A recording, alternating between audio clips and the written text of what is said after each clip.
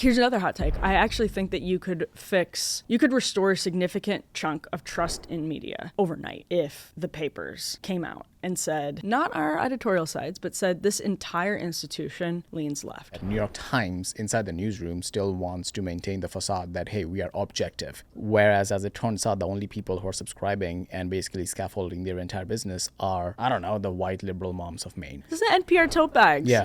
100%. Yes. You put your New York Times in the NPR tote bag. Which is fine, by the way. Really good example is Pride or BLM. They think anybody, it doesn't matter if they're gay, it doesn't matter if they're black, anybody who disagrees with their policy prescriptions on those two issues is necessarily complicit in bigotry or a bigot themselves. And so that's a binary, progressive or bigot binary, that they don't even see these things as political anymore. They see it as a matter of human rights. Like, this is how the trans issue caught up with Democrats in a way that was really painful, because they didn't realize, elite Democrats didn't realize what a bubble they were in and how polarizing those positions were to the rest of the country. That's not a judgment on whether those positions are right or wrong, but it's a judgment on how disconnected you are. Yes. And which is why you get consulting companies making, I don't know how much, $1 million consulting the Democrats on how to reach young men. Have you seen these? How much are they paying? About this? Who's getting paid and how much are they getting paid? They apparently have spreadsheets of influencers that they're trying to... Who are talking to men? Apparently. Okay. And yeah, they're paying people a lot of money. I don't know. How do they reach men, Emily?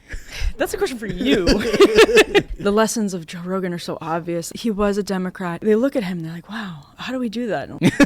The answer is he trashes Democrats. Yeah. And that's why they cannot pay their way to success with influencers, because why does he like Bernie and Trump? Because Bernie also trashes Democrats. That's the only way to build trust. Establishment Republican Party was forced to respond to that because of Donald Trump. Establishment Democrats keep pushing it off and procrastinating their confrontation with their own populists.